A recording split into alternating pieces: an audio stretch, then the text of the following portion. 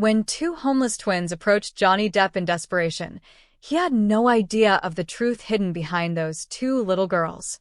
But upon hearing their confession, he broke down, moved to tears beyond words. Stay tuned until the end to uncover what happened. You won't want to miss this astonishing story. Subscribe and share where you're watching or listening from today. The early morning light streamed through the Venetian blinds of a sterile hospital room, creating thin stripes across Johnny Depp's outstretched arm. Seated quietly in a padded chair, Johnny observed a young nurse with tired eyes and a gentle smile as she managed the blood donation process. Overhead, the fluorescent lights hummed softly, blending with faint beeping sounds from other rooms further down the hall. Johnny's gaze drifted to the window, squinting slightly against the sunlight. His thoughts wandered to the packed schedule and obligations awaiting him outside this tranquil moment. Yet, for now, he was just a man, still and grounded, doing something that felt tangible and meaningful. A thin tube ran from his vein to a half-filled blood bag, its deep red hue stark against the room's sterile white surroundings. The nurse moved efficiently but gently, occasionally glancing at Johnny to ensure he was comfortable. "You doing okay, Mr. Depp?" she asked softly, looking up briefly from her work. Johnny tore his gaze from the window, nodding with a small, reassuring smile. "Yeah, all good. I've had worse things taken from me." His light-hearted tone carried an undertone of melancholy. The nurse chuckled faintly, adjusting the clip on the blood bag. "Well, this is for a good cause. You're helping save lives today." "Happy to do it," Johnny replied warmly, tilting his head slightly to watch the bag fill. "It's a small thing, but if it helps someone out there, I'm glad." For a moment, the two shared a quiet connection, strangers united by the simple yet profound act of giving. The nurse gently pressed on his arm, checking the flow before breaking the silence. "We're almost done here," she said kindly. Johnny leaned back in the chair, feeling the slight tug on his arm as his mind briefly returned to the obligations waiting for him beyond this quiet room. Yet, for now, he allowed himself to breathe deeply, appreciating these calm moments. "All finished," the nurse announced. Johnny shifted slightly, flexing his hand as she prepared to remove the needle, pressing gauze on his arm before securing it with medical tape. "You did great," Johnny joked. "Didn't faint, calling that a win?" As he stood up, rolling down his sleeve, the nurse chuckled, her tired eyes crinkling with warmth.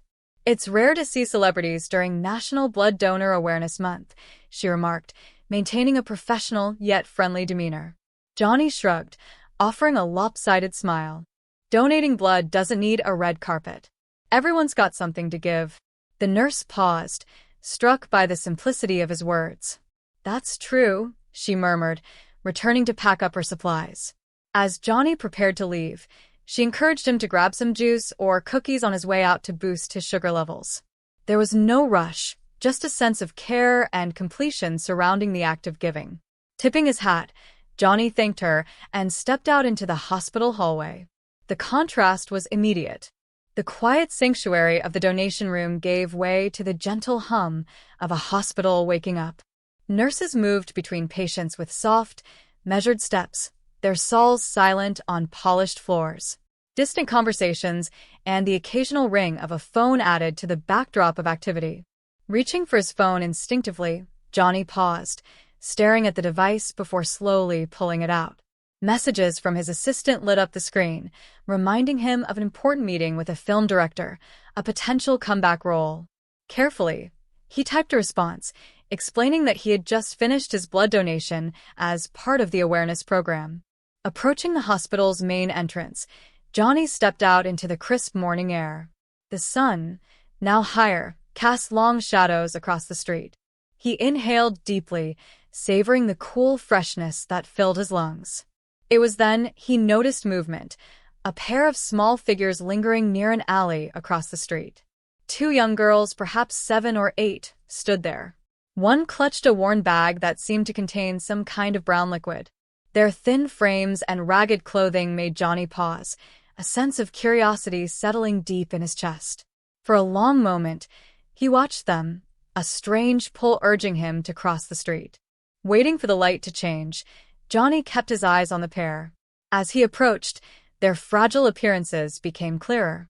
The girls' sunken cheeks and identical features marked them as twins, their nervous eyes scanning the street as if expecting trouble.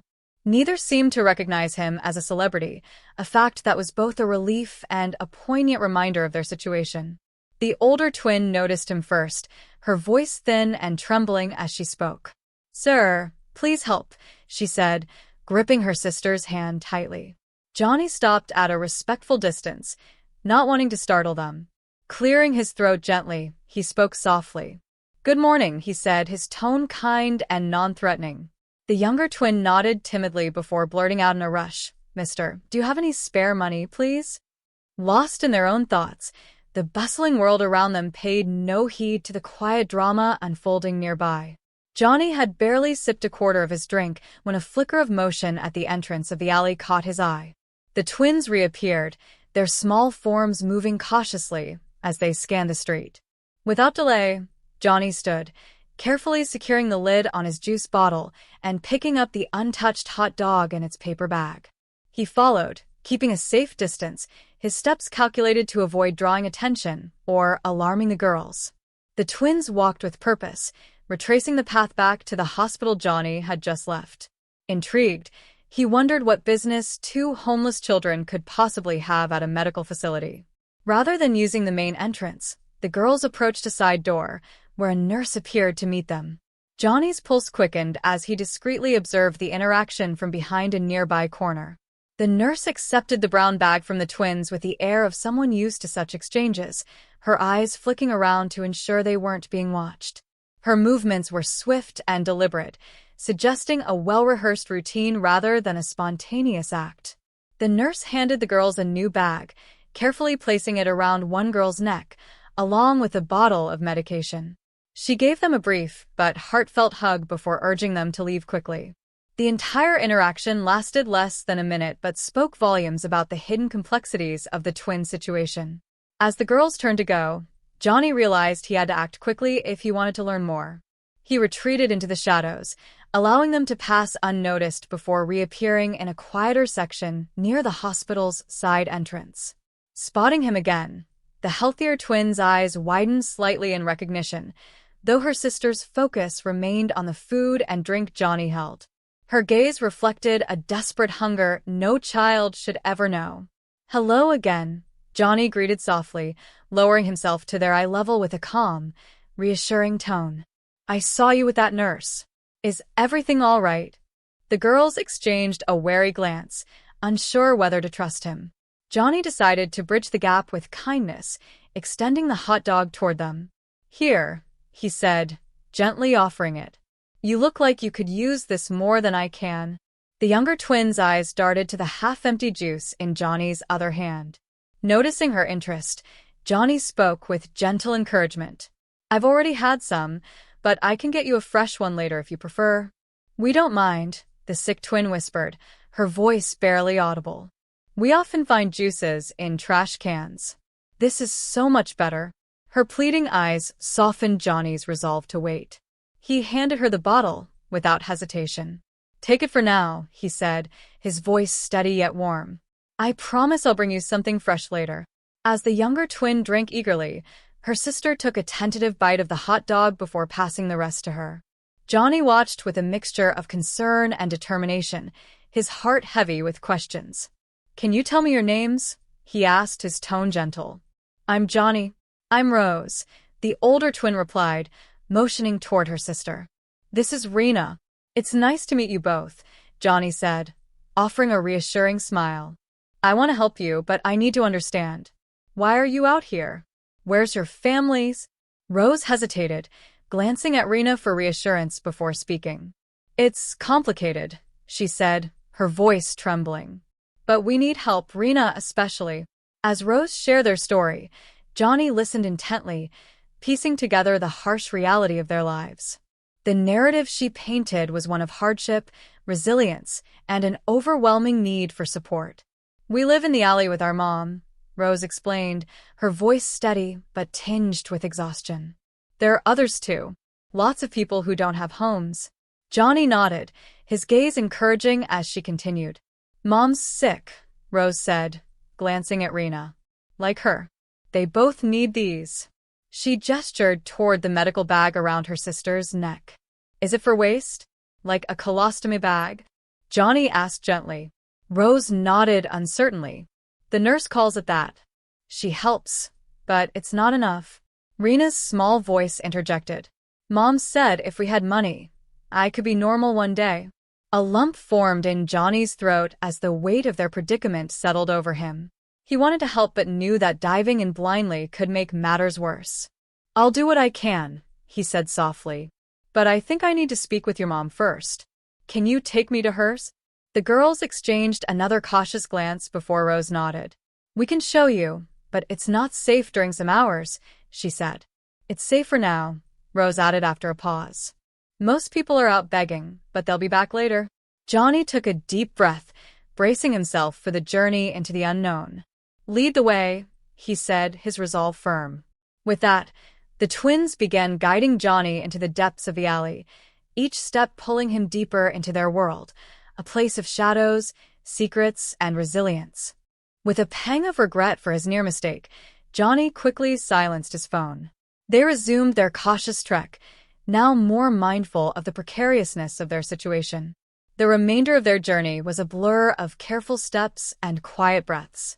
Every shadow seemed fraught with potential danger as Johnny's senses heightened, though the girls moved confidently, their practiced steps guiding him through the labyrinth of the homeless encampment. At last, they reached a broad indigo-colored tent. The twins went inside first, preparing their mother, while Johnny lingered outside. The chaotic sensory assault of the alley overwhelmed him.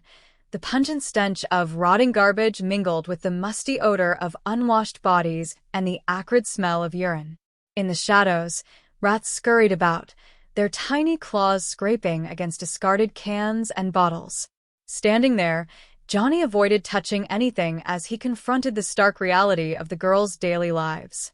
Greasy residue coated every surface.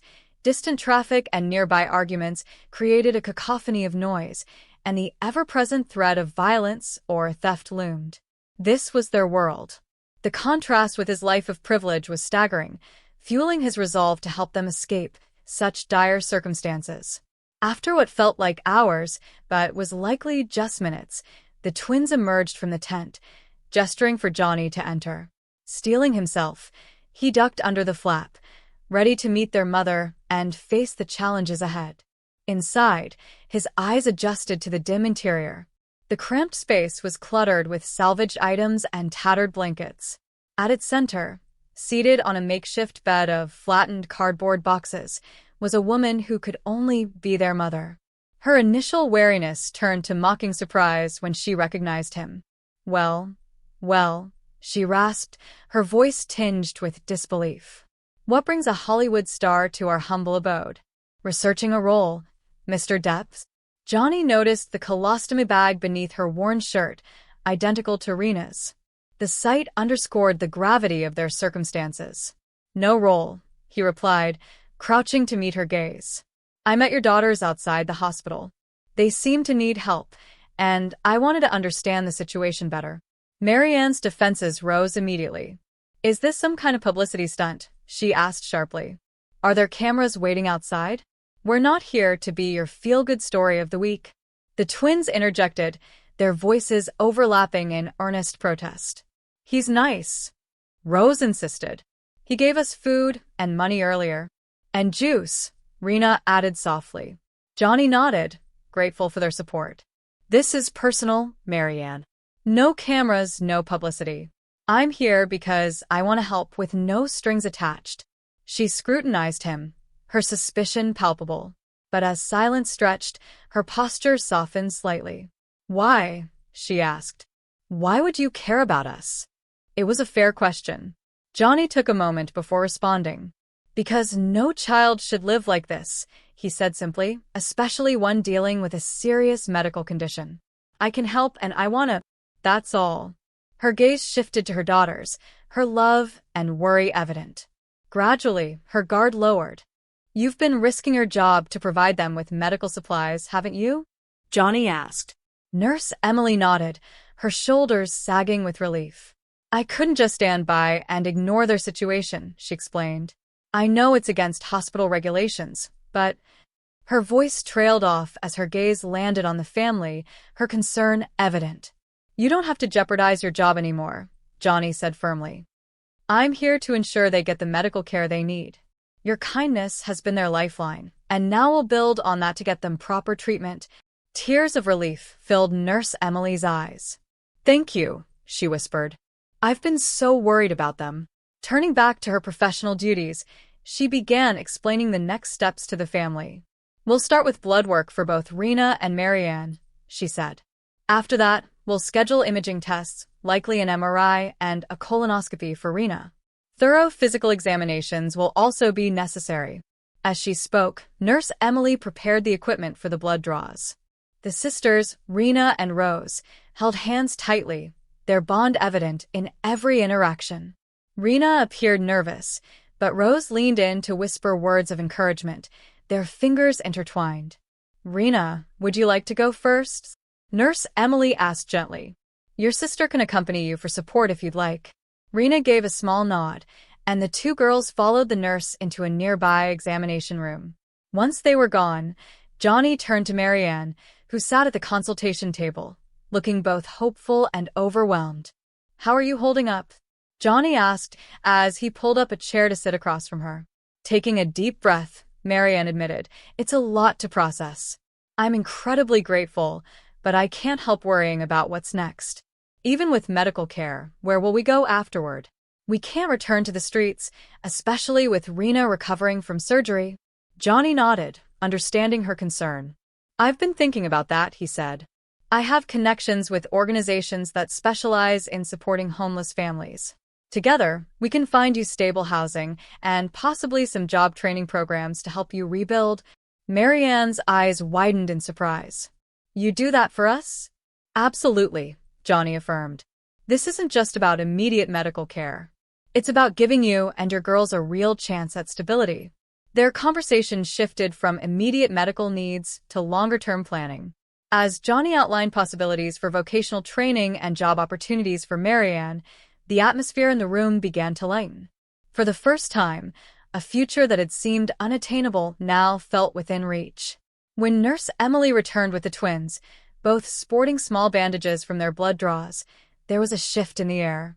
Though anxiety about the upcoming procedures lingered, it was softened by a sense of hope. Marianne, it's your turn now, Nurse Emily said gently. We'll get you set up for the next steps. Marianne followed Nurse Emily out of the room. Meanwhile, Johnny watched as the twins settled back onto the examination table, their expressions a mixture of excitement and nervousness as they began to grasp the reality of their changing circumstances. You two have been incredibly brave, Johnny said with a smile. How are you feeling about all this? Rose was the first to respond, her voice quiet but steady. It's scary, she admitted, but it's a good kind of scary. Like maybe things might actually start to get better. Rena nodded, still holding her sister's hand. I'm nervous about the tests, she whispered, but if they can help me get better, it's worth it. Johnny felt a lump rise in his throat at their resilience. You're both so strong, he said. And you're not alone in this. We're all here to help you, every step of the way. As they waited for Marianne to return, Johnny reflected on the unexpected turn the day had taken. What had begun as a routine blood donation had become a life-changing moment for this family, and for him. When Marianne returned, Johnny stayed by her side, assisting her with registration paperwork. Though his phone buzzed incessantly with notifications, missed calls and urgent messages from his agent and a frustrated director, he chose to ignore it, staying focused on the family's needs. By the end of the day, plans for Rena's surgery and the family's move to a shelter were well underway. Johnny knew there would be challenges ahead, but as he looked at the hopeful faces of Rose, Rena, and Marianne, he felt at peace with his decisions. For the first time in years, he felt a sense of purpose far greater than anything his career could offer.